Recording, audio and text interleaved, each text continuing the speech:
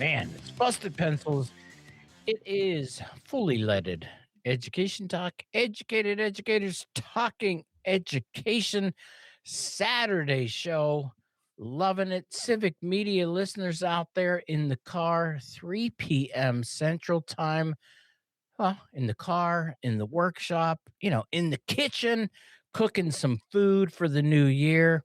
Thank you for listening to Civic Media. And, you know, thank you for listening to Busted Pencils. We appreciate you. And yes, all of you podcast downloaders, of course, we love you too. Thank you guys for listening. But man, I tell you guys, it is the news as we go into the new year.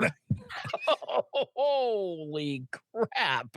It's just like people are like, well, that's not related to education. That's not related to education. I'm like, wait a minute. Think about this. I mean, when I was teaching fifth grade, every class period, I always started with so what's going on in the world type of, current events, time to talk about what's happening because great teachers should have Hold what's on, going Tim, on you're in the breaking up. world.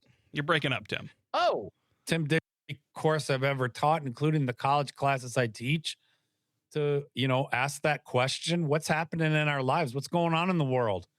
Right? What's happening? What are y'all thinking about? What's going on in the world? What's going on in your lives?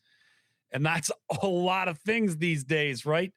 I mean, whether it's, hey, my team's going to the playoffs for the NFL, right? We got all kinds of different teams representing, their fan bases out there as they head into playoffs. And then we also have, the whole stuff with Venezuela. That's been, that's been consuming my news feed a bit in the last week or so. And then on top of that, we also have had some interesting, definitely ed related stories. I mean, almost everything is connected to education. That's what we're here to talk about. But, Tim, I'm with you. There is a lot going on in our worlds right now. So it's an overload of different news stories and things happening. And I can only imagine. I'm not back in the classroom yet. I will be on Monday. We have a little bit of a later start for our semester, but my kids are back in class. And certainly the new year has brought with it all kinds of exciting new things happening in their worlds and in all of our worlds. So, Tim, I think you're good now. I got the thumbs up from you. You want to hop back in? I'm back. Sorry about that, but occasionally internet providers, not that that's news, up and down.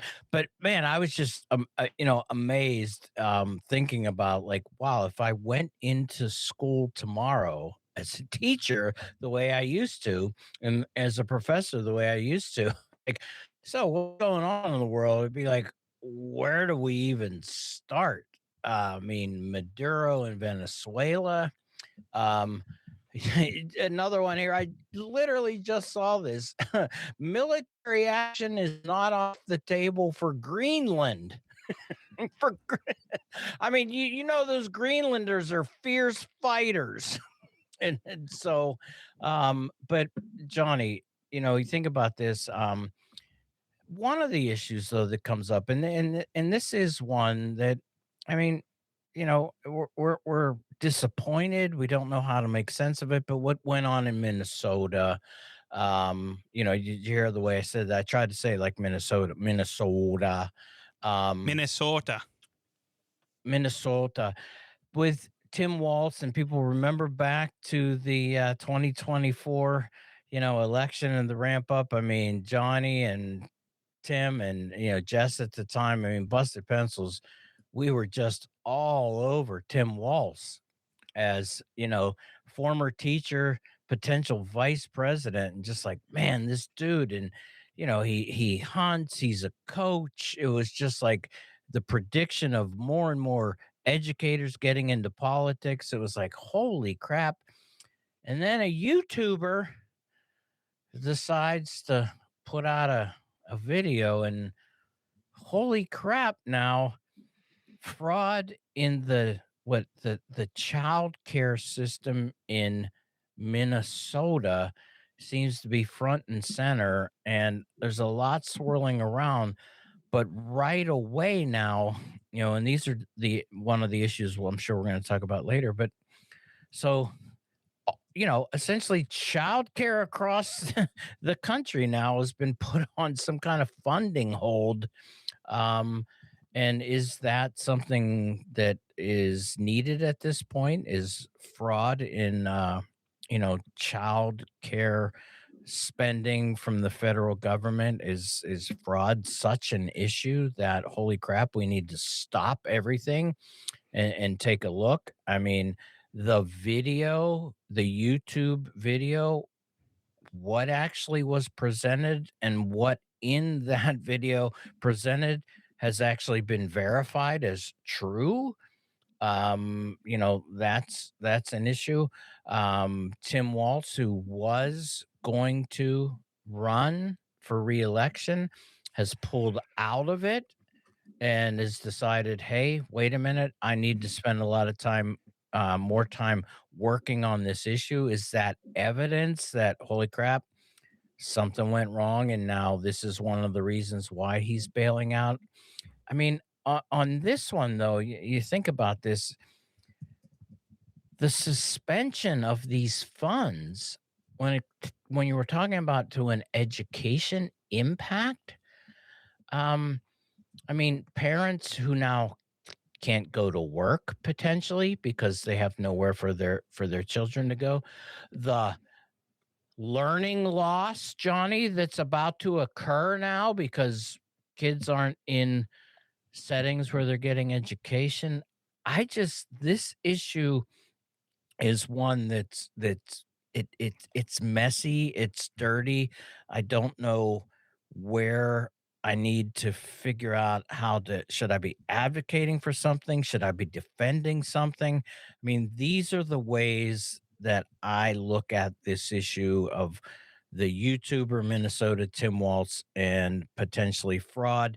And again, fraud that feels to me also targeted at a minority um, population, also, immigrant population, and recognizing now too, was this, planned as part of an anti-immigrant agenda? I don't know, Johnny. How do you even begin to start thinking? And Jacob, how do we make sense? Where do we put this? Where do we kind of go, oh, well, that makes sense. Oh, that doesn't. I Yeah. mean, I'm gonna position one thing right now. Right now, the news outlets, the lamestream media, has, for the most part, kind of questioned whether the evidence in the YouTuber's video, whether that's verifiable or not. Um, and if that's the case, does this whole thing fall apart because of that? Or is there real fraud, but the YouTuber didn't really hit it, but actually opened up a door for something we should all be paying attention to? Jacob, jump in there because Johnny looks busy. Well, I think that you're making a good point, Tim, about questioning whether or not this video was legitimate. I know that I've seen a report from the news in Minneapolis where they went back to this facility where the YouTuber went. Basically, right-wing YouTuber guy, what's going on, guys? We're going to expose some fraud today. Goes into a daycare area. He doesn't see any kids.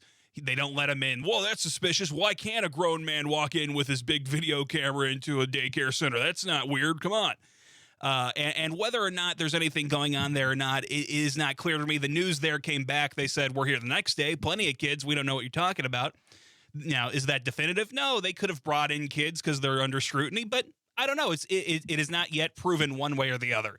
I would say that whether the video is legitimate or not doesn't have a big bearing on the overall situation, because it seems that the federal government, the state government of Minnesota, they have been investigating potential fraud claims related to this for a number of years. It's an ongoing thing. I believe there have been prosecutions. There have been convictions. The situation is bigger than this video. The important thing about this video is that it got the story out and made it a big, huge story. Why is it a big, huge story? I don't think it's about the fraud so much, because this is America, Tim. This is a great country where the poorest person and the president of the United States, we can all commit bribery and fraud and corruption. It's what we do. Equal opportunity. Equal opportunities for corruption and bribery and fraud in this country. The thing that really sticks here is that, one, it's a welfare program. Oh, we don't like those. Oh, some of the people involved are immigrants. Oh, we don't like those. Oh. And it's in a Democrat blue state with a Democrat governor. Oh, it's the three worst things in the world. So even though there's plenty of fraud in America in all sorts of different spots, even though red states have fraud, blue states have fraud, sometimes immigrants commit fraud, sometimes American presidents commit fraud. But what we care about is when it lands on all three of these big things that Republican influencers and talking heads and news channels like to talk about. I think it's a serious thing. I think this fraud should be investigated, and it sounds to me like it is being investigated by Minnesota. It got started being investigated under the Biden administration, and I hope that people who committed crimes are dealt with. Wait. The investigations into fraud started with a Democratic administration. Did you just say that, Jacob? I did say that, Tim. 2022 is when the investigations into this boondoggle started. Of course, Joe Biden was president and Tim Walz was governor of Minnesota. What? Johnny, that sounds fishy to me. Yeah, man. I mean, this is one of those things, Tim. I think you started off here with the YouTube viral video and then the big national story, and then everybody piling on it in terms of what I mean, everybody. I mean, it was low-hanging fruit for the MAGA crowd. And I hate to just point fingers, but I think it's pretty accurate to say, took it and ran with it. Yes, there's a problem with some fraud in Minnesota. It's being dealt with. It's, not new to the people who are working on it. It is complex.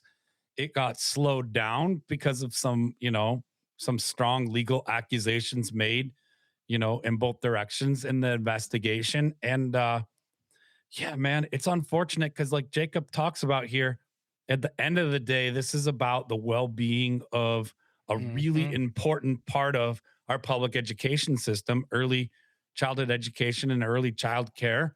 And, yeah, there's some fraud going on. I think that's pretty clear, but it has serious widespread impact as it triggered, a freezing of funds nationally to these programs. And I mean, it's just one of those unfortunate things. I don't know how to get into it other than saying ooh, this is a bad thing and bad things happen.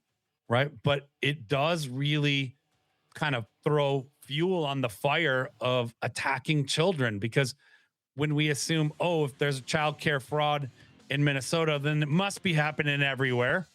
And the best way to deal with it is just stop funding, these child care programs, which ultimately, who's that hurt? Right? Children in our public education system. So when we get back, let's dive more into it, because so many things. Busted Pencils, fully leaded education talk when we get back.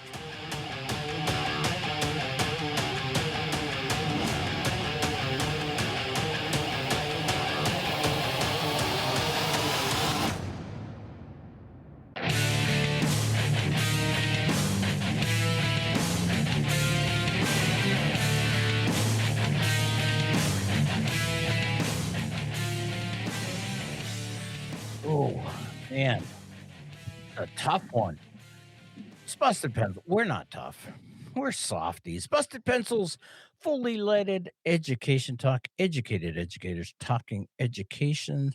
Dr. Johnny Lupinacci, Jacob, chairman of the board, and me, Dr. Tim Slucker. Here we are. Saturday show for everybody out there right now driving around. Go, what is this? It's Busted Pencils, And if you're kind of going, no, I don't know, then keep the radio right where it is, because I'm telling you, you're going to love the stuff that we're talking about. Podcasters, again, always appreciate you. Holy crap, tons of news, but really focusing right now on the YouTuber in Minnesota that supposedly exposed massive fraud in the federal child care or welfare system. And the evidence no kids in a classroom, and a burly man with a camera wasn't allowed to go in. The next day, the students were there. Holy crap, that's absolutely fraud. We need to front and center highlight this, make sure every news outlet covers it. And this to me, it's like, yeah, we are not saying there isn't fraud. What we're wondering about, though, and Johnny, this to me is one of those critical education issues in understanding media, understanding information, is that what appears as holy crap, we just found this out, that's actually not really true at all. And but the effects of essentially it appearing as if, wow, this random 20 something year old YouTube dude who just happened to find fraud, and had he not been there, no one would have ever known about this.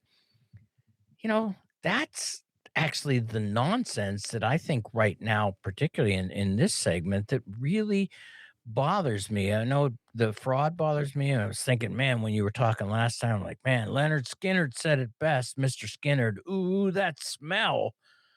But I'm thinking, ooh, that smell, on how we're making this a massive media extravaganza when we have a historical record that shows that investigation into federal funding for childcare, welfare childcare funding, has been under investigation since at least 2022.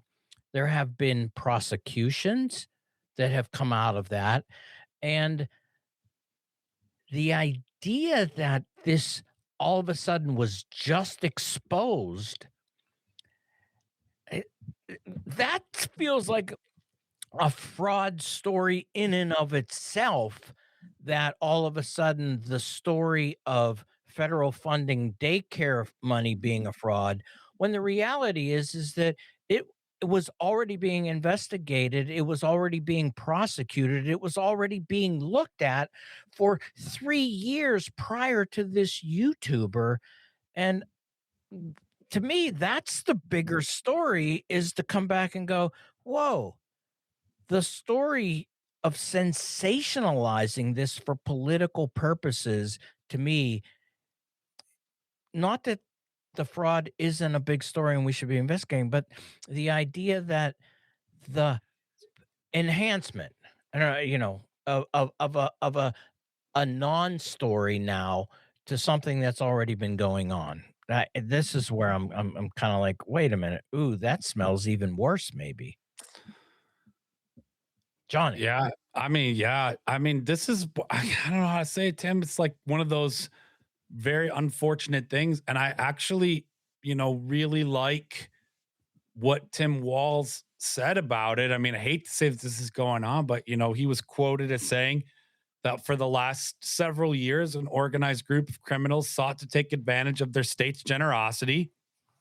And he said, even as they make progress in the fight against the fraud, they're now under attack from an organized group of political actors Right. seeking to take advantage of the crisis, right? Which we've talked about a lot of times, like when you capitalize, like literally in the definition of that term, but when uh, really instrumentalize children, right? Or one of these things. Yes, this is an unfortunate situation. It is something that people in Minnesota are working hard, to remedy, to fix, to address, right, to uncover. And then, it's a crisis that is being taken advantage of. And then, like I said before, man, it honestly, when I saw the video too, I thought, oh my gosh, that's got to be happening everywhere. But then, like I start thinking about, well, every child care facility isn't fraudulent, right? And so is the answer, like you posed this question earlier in this segment, right? Is it to freeze funds and to react that way, or is that more of a political move, to really like do disaster politics to say, oh, there's a problem. We're going to make the problem worse, right? Rather than collectively address it. We've said this over and over again. There are certain things that are, I guess we call it bipartisan or nonpartisan, right? And one of those things I would say is like early childhood education. It ought to just be part of a strong democracy that you have a well-funded and strong and highly held accountable, early child care system. Is this the way to get there? I don't think so. But here we are with frozen funds, and I'll echo what Tim Wall said: political actors seeking to take advantage of a crisis to the point, right, where he has made the choice to not go up for re-election, right? Which we could get into when we come back from our next break. Pencil Busters, thanks for listening. Busted Pencils here when we get back.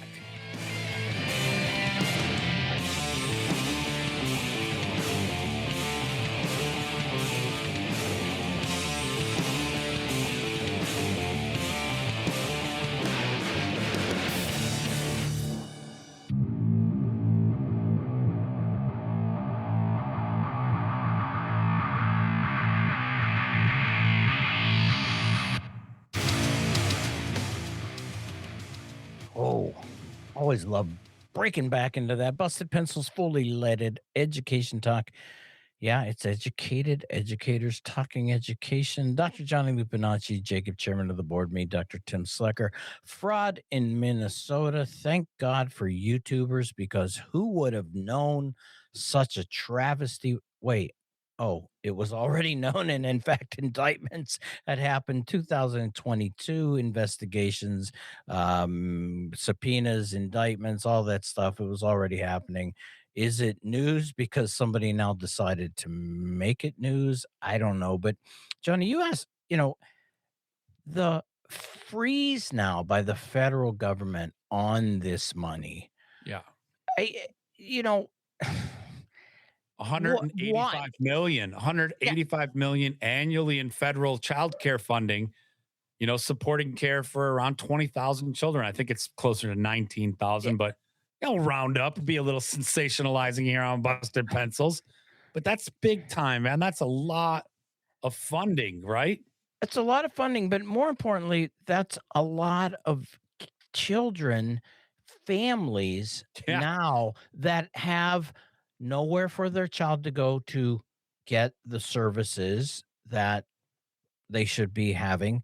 The families probably can't get to their jobs now and continue to, make money and pay taxes.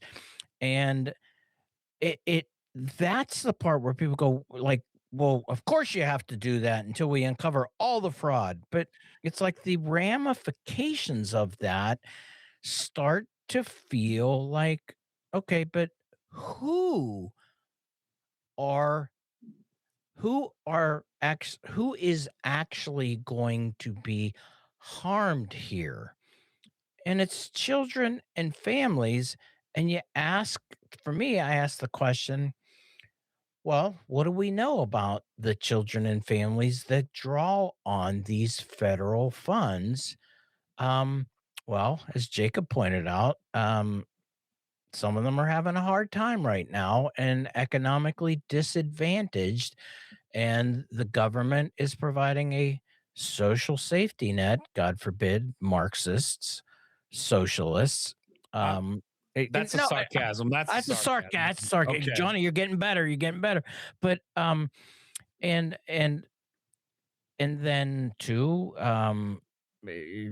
guess what? The racial makeup.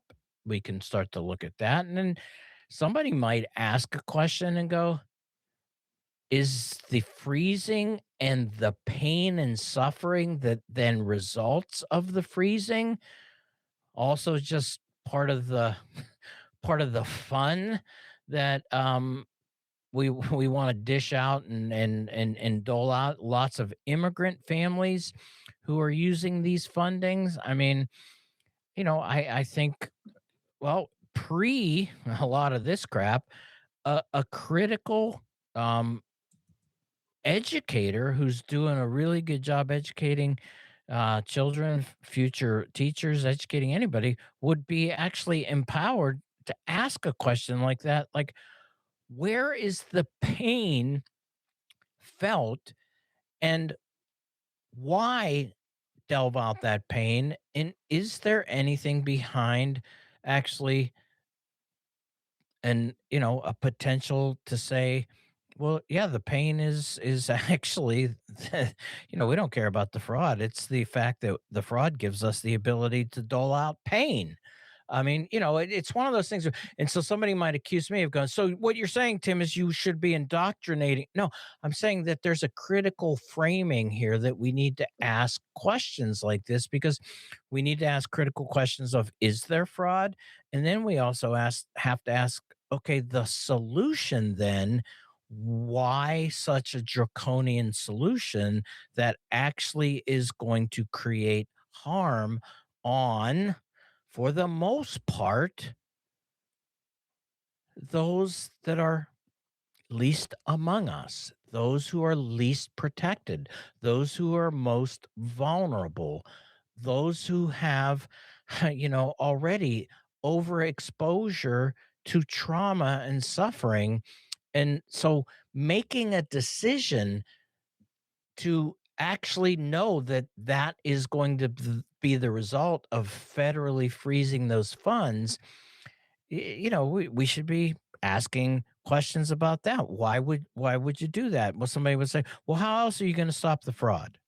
I don't know. That maybe that's a legitimate question. Is this the type of pain and suffering that children and families who are using these funds appropriately and centers that are using these dollars appropriately in the way they're intended to be, is it that actually the only way we're going to get to the scope and the depth and who's committing the fraud, the only way to do it is to actually just do an all stop no matter who you are? That's you know that's a framing, right? There's two different ways you could try to approach it, Tim. I think there's one where you say, oh, America, we can't afford to keep spending this money on. We have to just cut it all off right now and investigate. And down the line, maybe we'll fund this again someday. But if we continue with this amount of money going to fraud, we're going to declare bankruptcy as a country and go under. We just can't spend the money.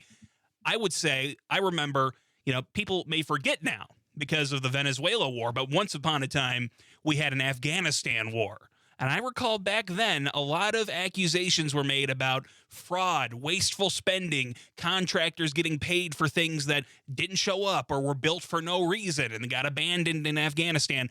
And when we found out about that, we didn't stop funding the U.S. military because we think the military is important. So even though there's fraud, because its mission is important, we're going to keep spending money on it and try to fix the fraud incrementally and slowly and fix those leaks as they come. But we're not going to shut down all the spending. What the Republican federal government is telling you is that if they find fraud, since they don't value giving money to early childhood education and daycare, they're going to shut it down. Ooh, Johnny, I saw you kind of go like, man, Jacob's nailing it. I mean, yeah, that's kind of the point. It's selective extreme measure, right? Yeah. And we're beaten, I don't even like that analogy I was about to say about horses, but we're saying the same thing over and over again here that, public education, especially early childhood education, like Jacob said, ought to be something like our military that we have. Sorry, really we keep staunch support of it. This is a very, very unfortunate incident and, something worth looking into. It's, impacting, a whole lot of people, an entire industry. But like we keep saying, it at the center of all this is our children and families. Yeah. Right. And do we support young children in this country in the way that we support things like military or sports or other things that oftentimes get, sort of a blanket approach to funding? I wish it was true that we cared about kids in this country, but yet again, we're reminded that hey, man, we don't as a country care about kids. That's an individual responsibility. And yet that keeps turning the problem back on the, on the kids. Because as we're reading more and more about this, we hear about all the daycare centers around the country who are flooded with calls Oh, about, will they be staying open? Are they funded? Do they have availability? Are they a scam?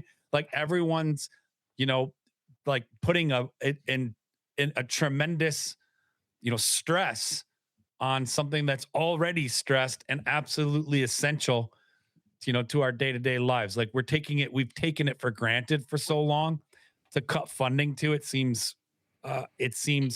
you know, here, excessive, but also divisive. it's excessive divisive, but here's the other part because Jacob pointed this out. Okay, John, I think you put a number on this potential fraud or the amount of money being cut. Here's where you need one of those really great pie charts to actually show people the amounts of money. And no, the amounts doesn't mean that therefore you should allow fraud. But the country going bankrupt because of the federal government's giving money to some fraudsters in the early childcare system in America. It ain't gonna create American bankruptcy when you're looking at the amount of money. And in fact, some of the fraud that we talked about during the Afghanistan and Iraq wars that actually happened. Again, if we pulled those numbers up and said, whoa, here's how much we knew that went to fraud. But as Jacob, man, really powerfully pointed out, but the mission, we kept going and saying, we're going to fix it, but we can't stop the mission. And I want to, cue in on that word, the mission,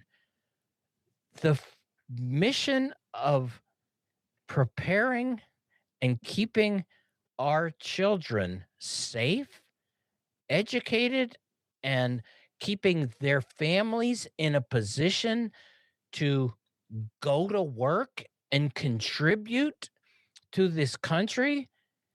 You want to talk about something that could bankrupt the system?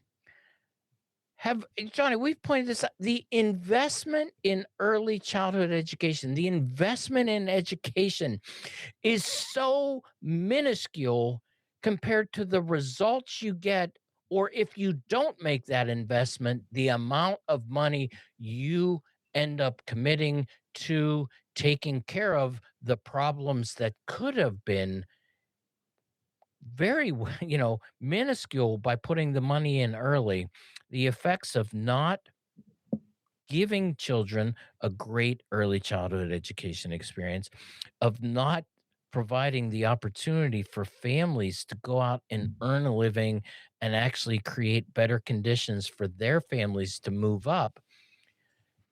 It becomes that you lose out even more in the amount of money that is going to be spent to rectify, I hate to say this, a lot of it through the criminal justice system, because that happens.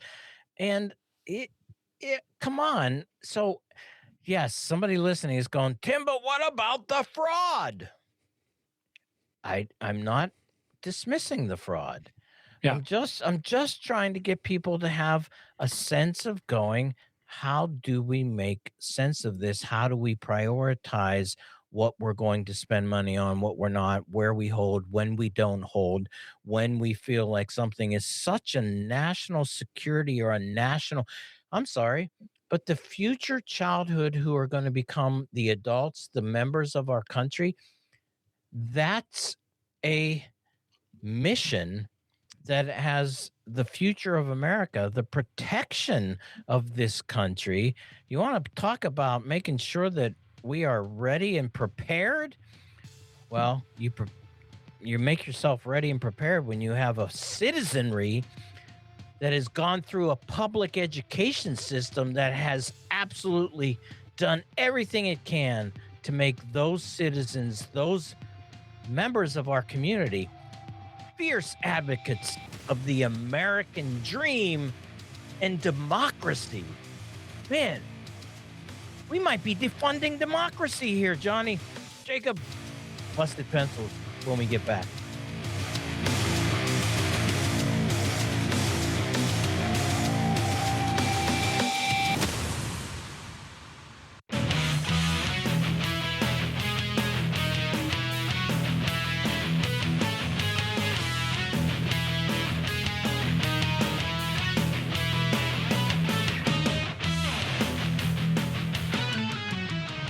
Well, here we are, busting pencils. And it's always fully leaded education talk. I almost did a little radio voice there. Fully leaded education talk, educated educators talking education. Johnny Lupinacci, Jacob, chairman of the board. Me, Dr. Tim Slecker.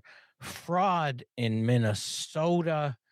Tim Waltz, teacher, almost, well, could have been vice president. YouTuber exposing oh no, the YouTuber didn't expose the fraud. The fraud had been being prosecuted since 2022. Whoa, what do we make of this? Well, Johnny, last segment though, kind of going like, okay, so the response has been the freezing of all federal funding for these programs, across the country. And as you pointed out, there are frantic parents calling, "Hey, are you open tomorrow? Is my kid going to come in?" The other thing, think about this, Johnny. We didn't even talk about this, but how many of these centers are offering some kind of food and nutrition programs where people are actually going to eat, kids are going to eat, and saying, is the solution to the fraud freezing all the funds? Jacob gave us a great, Mhm. great Yeah. comparison of going, hey, during Afghanistan, yeah, we exposed fraud during that war, but the mission kept going, man. They kept putting the funding out to keep the soldiers and all that stuff going because it was too important. And I'm asking the question of, the mission of the future of our country through our children, through the families of this country. Shouldn't we keep funding going? And then disproportionately, who are these families? And is there some sense of going, well, of course that's why they're doing it. It's because it's those families. I, you know, it's sensitive. I'll put it out. It's sensitive I, if the path I was going down there. I mean, agree. but it's a valid path, Tim, to talk about. There is a connection here to, a concerted effort in Minneapolis of ICE and federal agencies targeting Somali populations, right? And so these are Somali daycare centers. And so whether it's intentional or not, that's sometimes how racism and institutional racism works, in the unfortunate ways that it does. And there is some connection here. I think there's like good cause to point out those similarities and things, and to take a minute and say, hey, is something wrong happening with the way that these child care facilities may be, fraudulently receiving funding that they shouldn't have? Probably yes. I think all of us would Yeah. agree wherever we're at on the political, spectrum with things. However, is fraud something widespread that probably is more common? And that's not us condoning it, but is more common. Also, yes, we might take a moment of pause to say where are we more aptly to act on it and against who. And it probably should be fair to say universally, if you're scamming people, you should be held accountable, regardless of your skin color, your ethnicity, your country of origin, all of this. And it's unfortunate that this is all coming together, and there are all these political and cultural factors involved. And again, as we kind of wrap up our Saturday show, kind of putting a bow tie on one of our favorite guys' political careers, at least for now. I mean, this did happen under his administration. He's taking responsibility, I think, in an honorable way, saying he needs to focus his attention on the great people of Minnesota and the great things that are happening, not only in early child care in his cities and state, but, and all the things. And so he's putting all of his resources towards that job. And I really admire that about Tim Walz. I think we've all been in situations where something, less than ideal happens under our leadership. And that's part of being a leader, dealing with problems. So he still gets, a big A+ from me as a political hero. I think he's handling the tough stuff in a really, honorable way. And so I'm proud to say, that's what teachers do. And Tim Walz, you aren't just a teacher. You're a teacher. You're a leader. You're a man of democracy, and appreciate your leadership. Unfortunate that this is happening the way it is, but like any good teacher, you're helping us all learn what we can do to strengthen our democracy. So, I guess I can put a bow on it that way, Tim, too, to say there are a lot of things to unpack here. We will continue to talk about all things educated related, right? But also about strengthening our democracy here at Busted Pencils. And now it's time for your moment of Zen.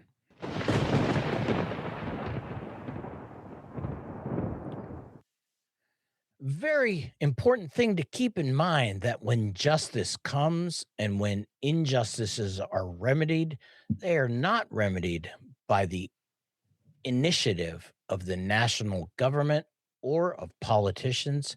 They only respond to the power of social movements.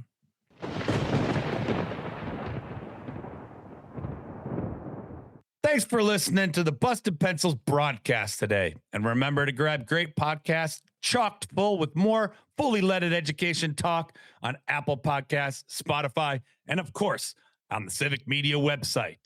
Hey, and don't be late for homeroom on Monday. And make sure you catch next week's class in session on Wednesday, and find us on Friday for Producer's Choice. And of course, just like today, you can catch the Busted Pencils broadcast at 3 p.m. Central Time every Saturday across all the Civic Media Network stations for that 1 hour of your favorite blue collar scholars, Tim and Johnny, and keep busted pencils.